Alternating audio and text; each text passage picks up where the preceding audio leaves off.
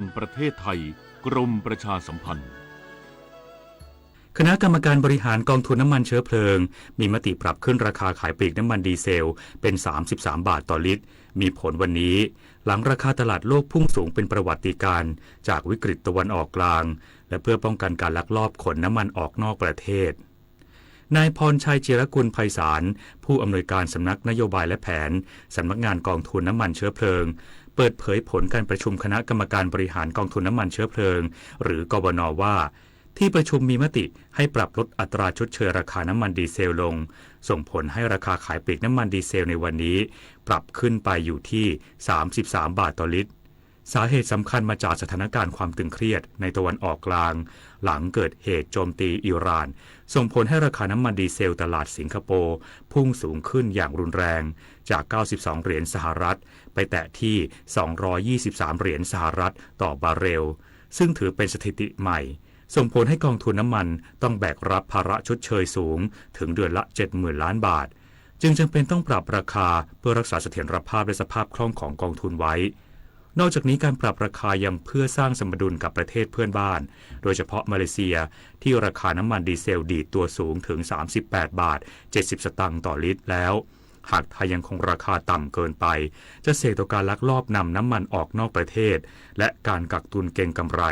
ทั้งนี้กระทรวงพลังงานจะพยายามอย่างเต็มที่เพื่อหามาตรการบรรเทาผลกระทบต่อค่าครองชีพให้น้อยที่สุดกรมการค้าภายในเตรียมเสนอคณะกรรมการกลางว่าด้วยราคาสินค้าและบริการเพิ่มสินค้าควบคุมใหม่อีก12รายการพร้อมจัดโครงการธงฟ้าธงเขียว plus ลดภาระค่าครองชีพประชาชนและเกษตรกรนายวิทยากรมณีเนตรอธิบดีกรมการค้าภายในเปิดเผยว่าในวันพรุ่งนี้กรมการค้าภายในจะเสนอในที่ประชุมคณะกรรมการกลางว่าด้วยราคาสินค้าและบริการหรือกกร.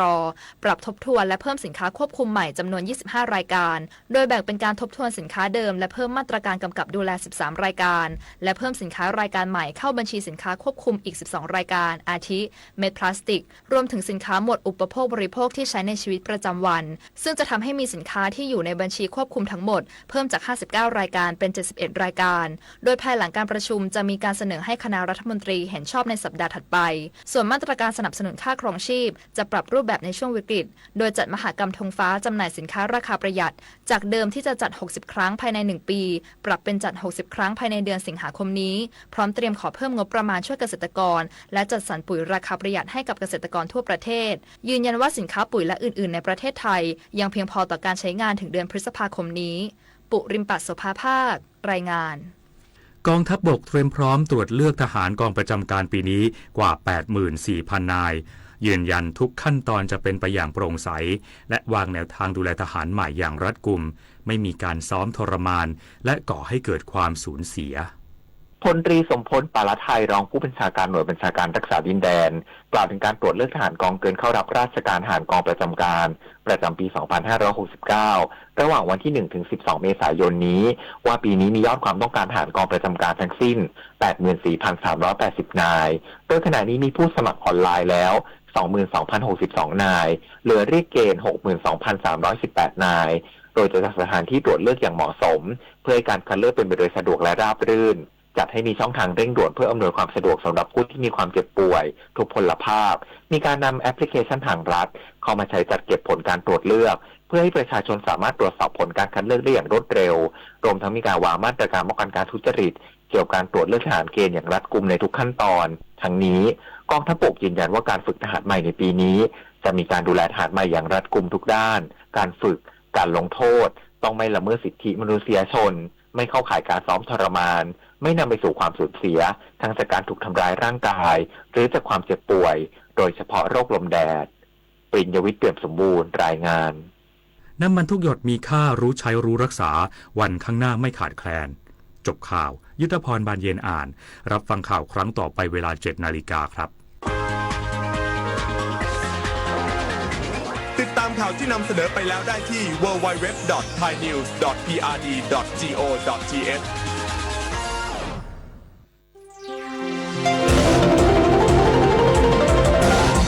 วิทยุแห่งประเทศไทย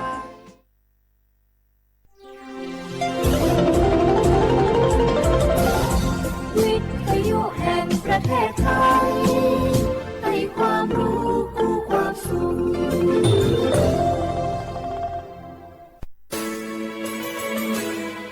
ถานีวิทยุกระจายเสียงแห่งประเทศไทยจังหวัดเชียงใหม่ AM 1476 กิโลเฮิรตซ์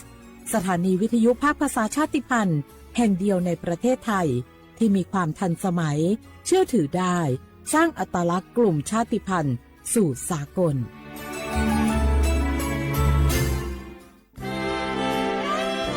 ตลอดประวัติศาสตร์ของชาติไทยพระมหากษัตริย์ไทยทรงเป็นพลังศรัทธาทรงทำนุบำรุงและอุปถัมภ์ศาสนาให้เป็นหลักยึดเหนี่ยวจิตใจของประชาชนเป็นแนวทางในการดำเนินชีวิตด้วยความดีงามศาสนาสอนให้คนไทยรู้จักคุณธรรมความดีและความสามัคคีช่วยประคองจิตใจในยามทุกข์เสริมพลังใจในยามเผชิญอุปสรรคเป็นรากฐานสำคัญของสังคมด้วยพระบารมีแห่งพระมหากษัตริย์และศาสนาอันเป็นที่พึ่งทางใจคือพลังศรัทธาที่ล้อมรวมคนไทยทั้งชาติสู่ความมั่นคงสงบสุขและยั่งยืนตลอดไปร่วมเสริมสร้างความรักในสถาบันหลักของชาติโดยสำนักงานประชาสัมพันธ์ที่ 3 กรมประชาสัมพันธ์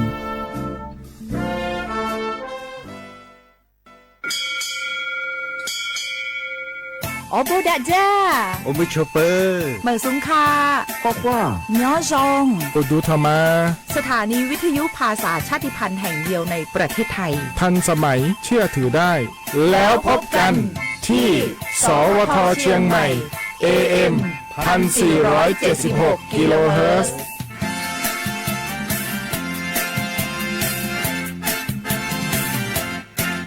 ข้าราชการคือพลังขับเคลื่อนประเทศภายใต้นโยบายรัฐบาลดิจิทัลพัฒนาบริการภาครัฐเพื่อประชาชนให้รวดเร็วเข้าถึงง่ายและเป็นธรรมด้วยปณิธานซื่อสัตย์ต่อหน้าที่ยึดมั่นความดีมีจิตมุ่งบริการสืบสารงานเพื่อปวงประชาทุกภารกิจยึดมั่นหลักธรรมาภิบาล1 เมษายนวันข้าราชการพลเรือนร่วมทำงานด้วยหัวใจเพื่อประเทศไทยที่ก้าวหน้าและยั่งยืนข้าราชการคือพลังขับเคลื่อนประเทศภายใต้นโยบายรัฐบาลดิจิทัลพัฒนาบริการภาครัฐเพื่อประชาชนให้รวดเร็วเข้าถึงง่ายและเป็นธรรมด้วยปณิธานซื่อสัตย์ต่อหน้าที่ยึดมั่นความดีมีจิตมุ่งบริการสืบสารงานเพื่อปวงประชาทุกภารกิจยึดมั่นหลักธรรมาภิบาล1 เมษายนวันข้าราชการพลเรือนร่วมทำงานด้วยหัวใจเพื่อประเทศไทยที่ก้าวหน้าและยั่งยืนเจ็บป่วยฉุกเฉินวิกฤตอันตรายถึงชีวิตคนไทยทุกคนใช้สิทธิเจ็บป่วยฉุกเฉินวิกฤตเข้ารักษาโรงพยาบาลใกล้ที่สุดได้ทันทีไม่เกิน72ชั่วโมงตามนโยบายรัฐบาลให้ความคุ้มครองสอบถามเพิ่มเติมสายด่วนสปสช1330ตลอด24ชั่วโมงอยากรู้จังใครบ้างนะ7กลุ่มเสี่ยงฉีดวัคซีนไข้หวัดใหญ่ใช้สิทธิบัตรทองได้ไม่เสียค่าใช้จ่ายง่ายๆแค่ใช้แอปเป๋าตังค์ตรวจสอบสิทธิกดเลือกกระเป๋าสุขภาพก็รู้แล้วแถมจองคิวฉีดได้ด้วยที่สถานพยาบาลในระบบบัตรทองรีบๆกันหน่อยนะแค่ถึงเดือนสิงหาคมนี้เท่านั้นสิทธิสร้างเสริมสุขภาพและป้องกันโรคดีกองทุนหลักประกันสุขภาพแห่งชาติหรือบัตรทอง30 บาทสอบถามเพิ่มเติมที่สายด่วนสปสช1330ตลอด24ชั่วโมง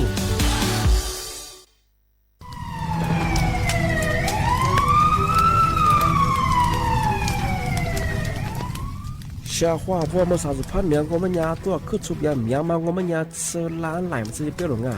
กู10%งมันยาว่าเราชุกยาตุชมาอาทิตย์ว่าจะว่าโลสักยางมันยาปีกว่าจะมือดัวตุชมาอาทิตย์ก็สักตุชมางาอาทิตย์พวกตุชาเวทีมาควายPA 2.5พิลามาอาทิตย์ว่าเราโชว์ให้โขนอยู่ในจ้าอาทิตย์ว่าเราโชว์เฮินนาพิลามามีความเสี่ยงจะไม่คือโรคหัวใจโดยว่ามันเลยโดนนี่คือสมองเสียมาโรคปอดใกล้มางาอาทิตย์แบงงมันยามาสายาสถาบันวิจัยวิทยาศาสตร์งาอาทิตย์คือเทคโนโลยีแห่งประเทศไทยไงย่าวุ้ยชมาคือ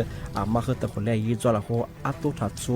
มีฉากขนาดมาอยู่จะมาเมื่อเขาลิบาลิมาเป็นซาบิวงามันยี่จอสูงมันยาคือวชงาสำนักงานวิจัยแห่งชาติงา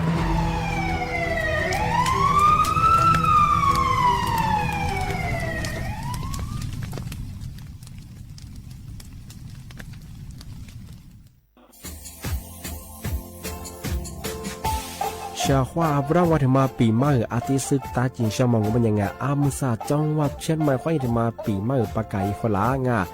ที่5ที่นี่ของพวกไฟยิงว่า5ซาซึที่เนี่ยสังเกตคนตัวเนี่ยโฉดซึกูขวางอ่ะมาคืออาโตทัดโซดงกับปากกับเมียนเบสพิอาลุมีโดขยันโดอาจุปดงสัตว์ความแบบต้นแบงอาโตทัดโซบงอาทิยาวพื้นที่หรือตัวจางโง่เป็นยังก็ยาระบบไฟดีค่อยนี้มาอนุญาตอยู่ไม่เหอะมาคืออาโตทัดโซดงอาทิเนี่ยปีความวัตุสองเป็นยังฝ่าฝืนยังคือกลุ่มหมายละชัวยาชัวยาโซดงอาทิบ้างก็เป็นยังมาอาตุชัวอาตุเบียพะมัวโง่เป็นยังอาโวโทแจ้งศูนย์อำนวยการแก้ไขปัญหาหมอกควานอาทิเนี่ยคือฝุ่นละอองมาคือจังหวัดเชียงใหม่ยี่เบอร์โทรโง่เป็นยัง053อาทิเนี่ย112808หรือที่มาโง่เป็นยังสำนักงานประชาสัมพันธ์จังหวัดเชียงใหม่ก็ยังดีปีมากทีเดียวพักกายฝรั่งอันนี้ประกาศมาก็ตะวันเลยยืนจะหลอกฝรั่ง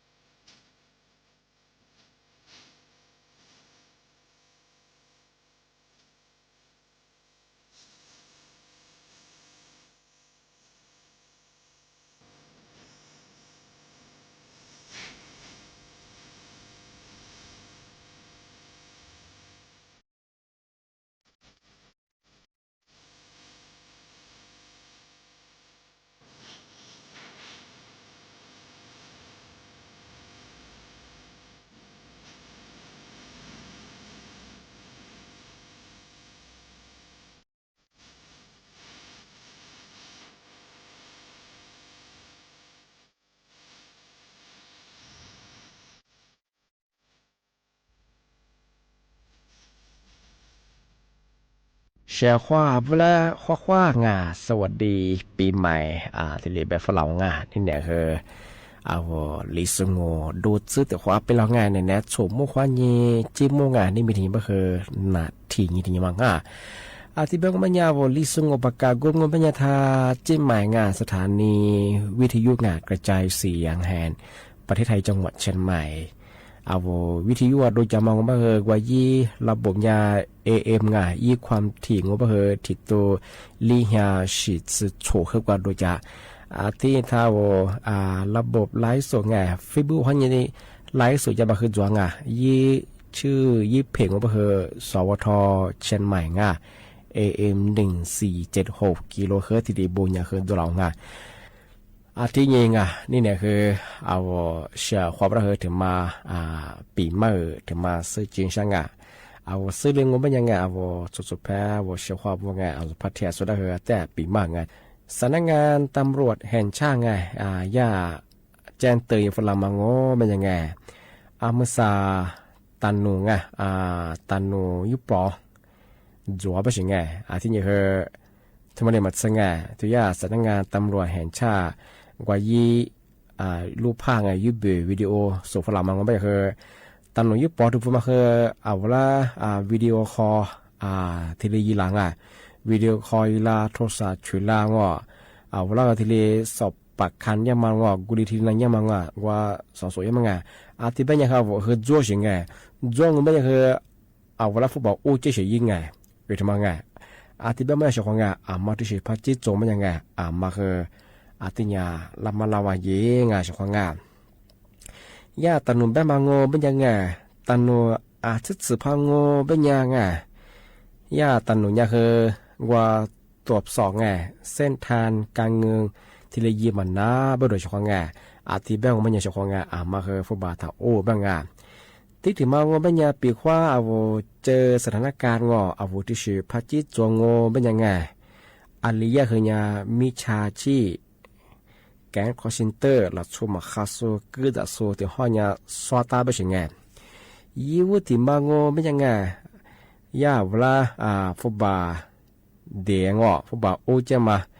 ค่าว่าดันนึกคดีย่ามาดูที่นี่ค่าธรรมเนียมต่างๆไงเดี๋ยวมาคือโอ้เจ๊สิไงที่มาถึงมางานที่ถึงมางงเป็นยาเวลากว่ารับส่งไงเอกสารคดีผ่านที่ยิ่งแช่ความยินสุฟลาปีว่าที่หมายจากดูเอกสารไงสปที่ปปงไงเอกสารที่สิพายิ่งแช่ความยินฟิบุความยินที่สิความดีสุฟลาสิไงมายาที่อ้ายสิไงสามาถึงมางงไม่ยาเย็บบ้างคือไงสอบปากคำไงว่าผ่านโทรศัพท์เขายิงไงที่เนี่ยมันก็คือวิดีโอคอลเยอะไงย่าวิดีโอคอลยังมาคือโนตันโนบิชิเชื่อกว่ายิงเวลาที่เรียนานยิงที่เรียสอบปากคำยังมาไงยังมาคือตัวสิงไงลีมาถึงมางงไม่ยาย่าว่าย่าเหรอว่าที่เป็นสิงไงโนถ้าวางสายยังเป็นยังไงที่ยังโนมาถ้าเบะเป็นยังไงที่ยังโนถึงเวลาจับว่าเป็นยังไงมันคือที่ช่วยยังไงว่ามาถึงมางอเป็นยาคือเวลฟุตบอลโอ้เจ๊ยังไงปีว่าโนพาบุรีสุดใจยังเป็นยังยาเส้นทางการเงินตรวจสอบเยอะที่เป็นคือค่าธรรมเนียมคือโนฟุตบอลโอ้ยว่าเป็นไงที่บ้านมาคือว่าจึงไงที่ย่ากลุ่มมิชาชีพปกครองชมาคือที่เดี๋ยวห้าพระชงไม่ใช่นัวอันนี้ก็คือสวารงานมาคืออันนี้ก็คือกลุ่มมิชาชีพมางานมาย่าสำนักงานตำรวจแห่งชาติคือที่ดีแจ้งเตือนยูฝรั่งมุสาบะคือโนตันหนยุปองไงจบปั้มแบจะเหมือนแบนี่นะว่าวิดีโอคอลยิงที่ดีสอบสวนยังมาสอบปากใครยังมาคือตัวยังไงย่าบิชิมจะคือโนยี่ตำแหน่งยี่โยคือเพียตอนนี้ยังงงที่ลินหนึ่งเนี่ยนะวิดีโอคอลอยู่หลายช่องไงอันบ่เคยย่าเธอมาใส่ย่าตันหนูเพื่อไงยี่ข้อมูลมาไงยี่รูปภาพยี่บิวมาเคยที่สูฝรั่งปีคว้าเฉยข้อมูลไงมาที่เฉยพักจิตจะบ่เคยไงอันนี้คือไงฟุตบอลตาโอ้ไงที่แหละวางใส่เฉยข้อไงมันก็จะโนยี่ข้อมูลมาสายยังไงยี่แจ้งควายได้เฉยข้อง่ายทำมาเคยถึงมาสุดจิตใจโอเฉยทั้งง่าย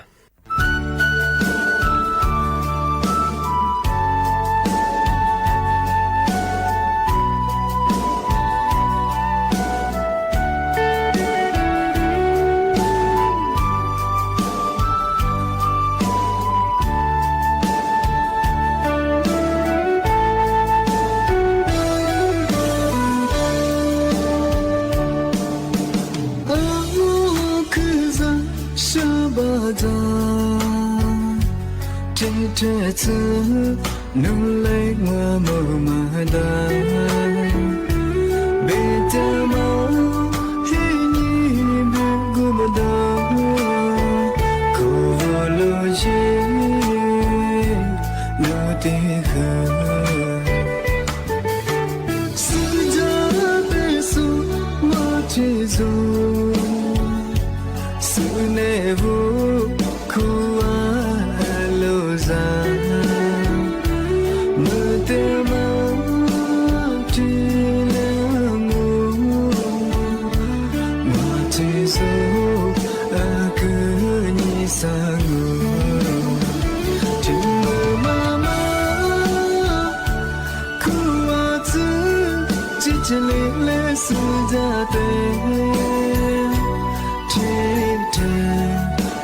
Go dong ma ma do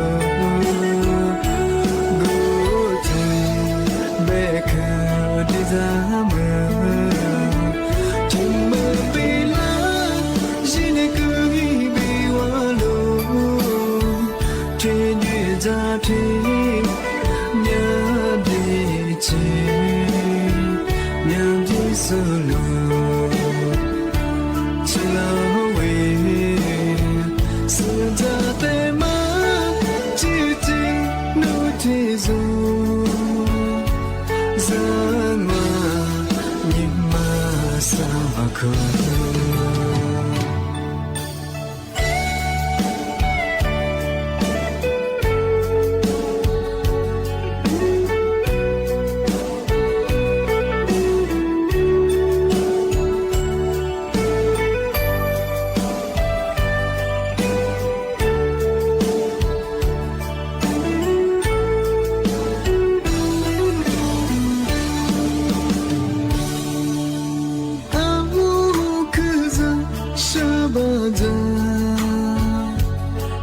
Te tsu nu lai ngwa mo ma da Be te ma ti ni bu gu ma da Ko lo ji lo ti kha Su ja be su ma ti su Su ne vu ku wa lo za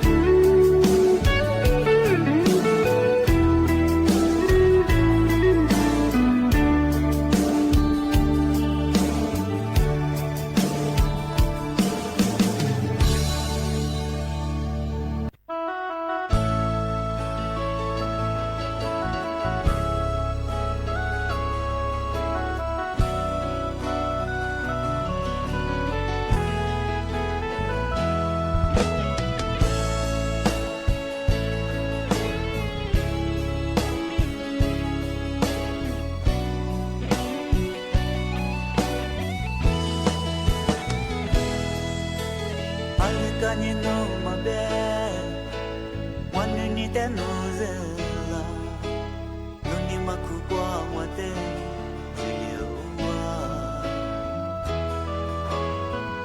จะสมัวที่รอจามามีโตมามีอะไรแบบสนุกแต่ฟุกเกบาลาเซอินาโลดาสุนิโช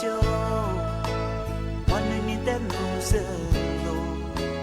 โรมิมิเตมอจิจิดูเลียวอินเดียสมัวที่รอชมเอลาที่รอเลเวอะไรแบบสนุกแต่มีเลกิดาเซมีเลกิมาดา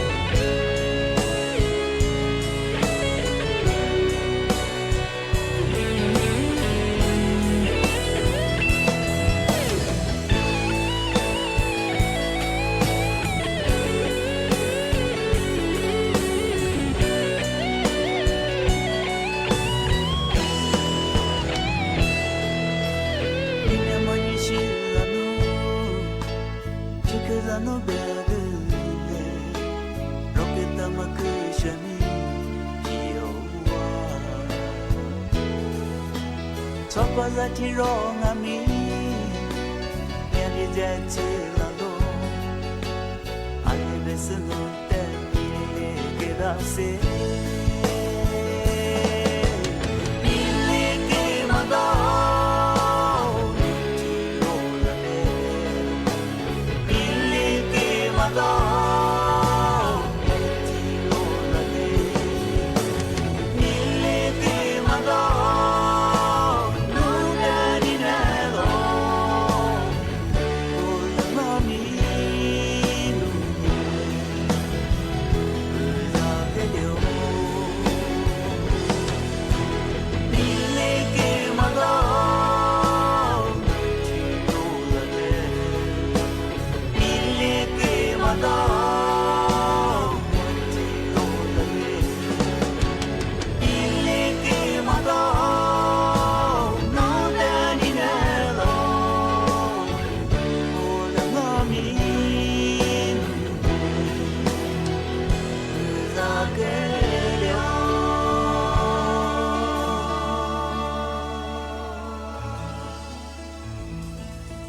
อาทินี้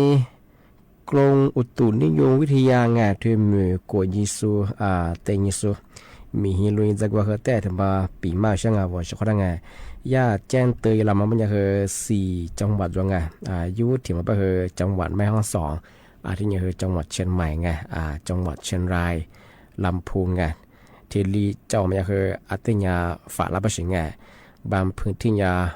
เมืองฮาเลียงอคือเลียงแต่ก็ต้องคือมีฮิโลฮาอยู่บ้างอาวโลชิซุอาวยิสุมาจัสุบะคืโลเชมฮาลีคืออาแต่จำโมเชแล้วมาละวายังแล้วก็ตุยมฮาลีบะคือจะกุจุดที่ก็ต้องมันจะคือมุกุสงอันนี้คือมุกวนที่สะดังบะคืออาวเจียวบะคือมุกุสบะคืออาวตัวไฟหน้าคือแต่กับฝรั่งอันนี้คืออาวโลอีความเร็วคืออันที่จะสุดอย่างชิเชียจิเชียของที่เรียกว่าคือความปลอดภัยมาคือเนี่ยข้างอาจจะไปคือมาคือแต่จำหมดช่วงที่ถึงบางไม่ยาทำไม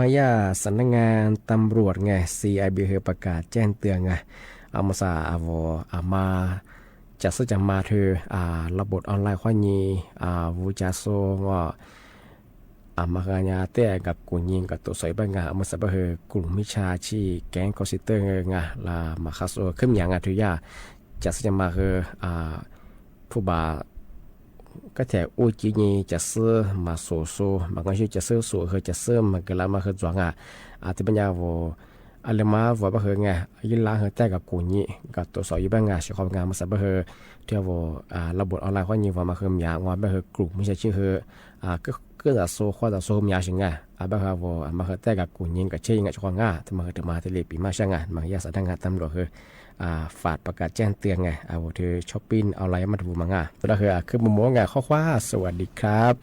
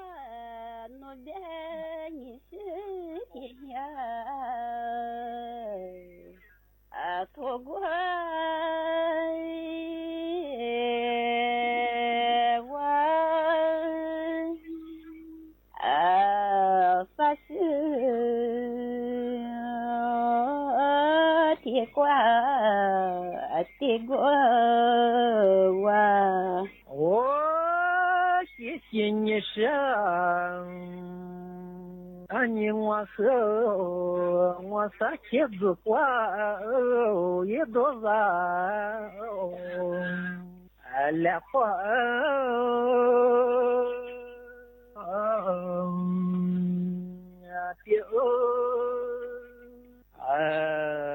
撒花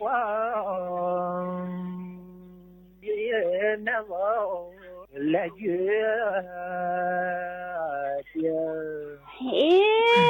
你是我那边发茄子瓜多少，来花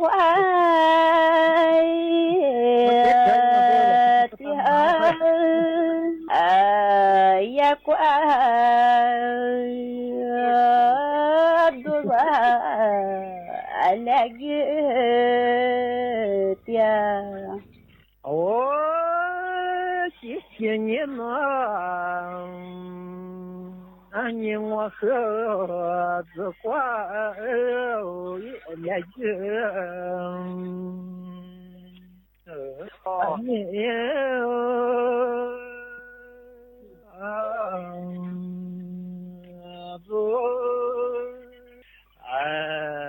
是挂了的毛三呀嘿，我别拿我的个来块的嘛，三爷子来个的嘛，三爷子。哦，谢谢你呢，你和三年我的多，也别走，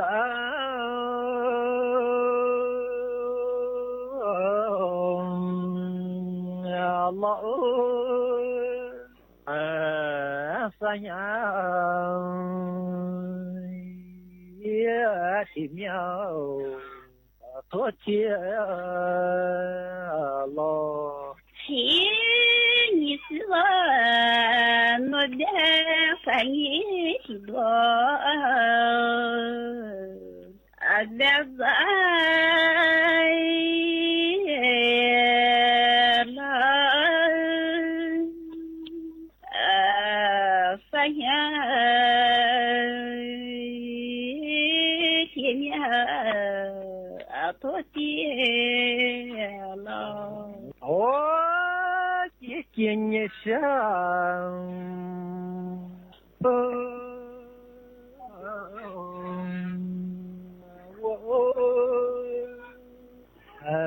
我多谢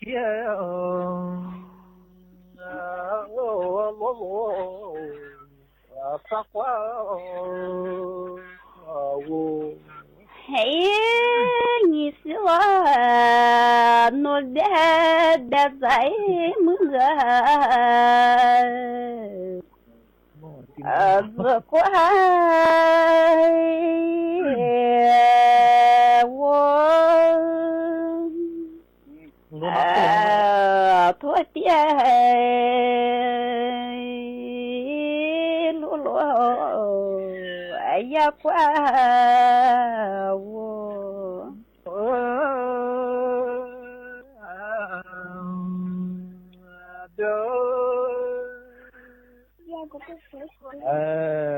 也讲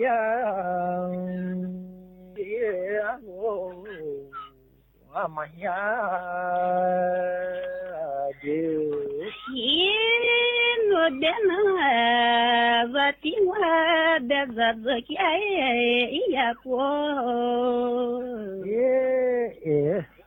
马做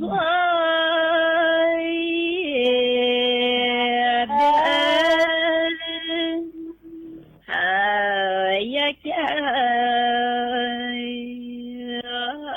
阿罗阿妈呀的。谢谢你呢，我们你的自家也红，阿乐啦，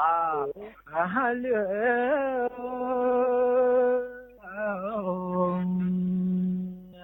好，也讲也路。你我，我的那你和这家不和，还了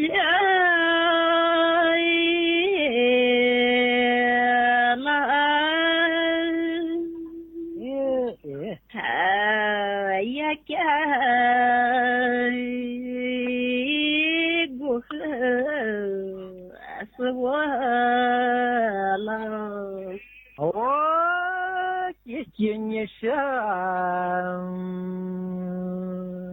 а не за мой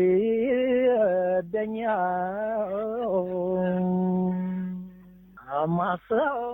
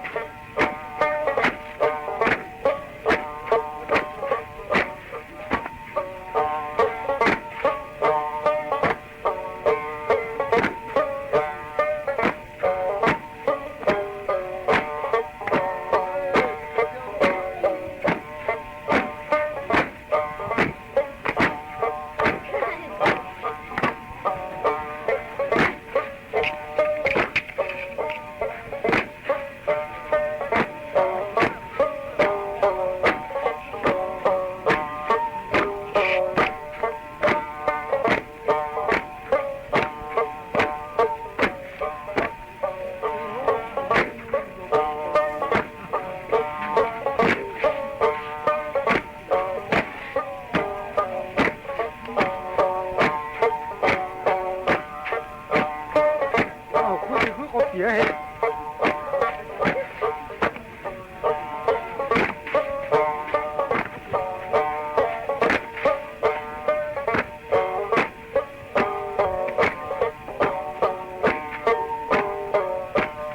ดเทียบอ่ะ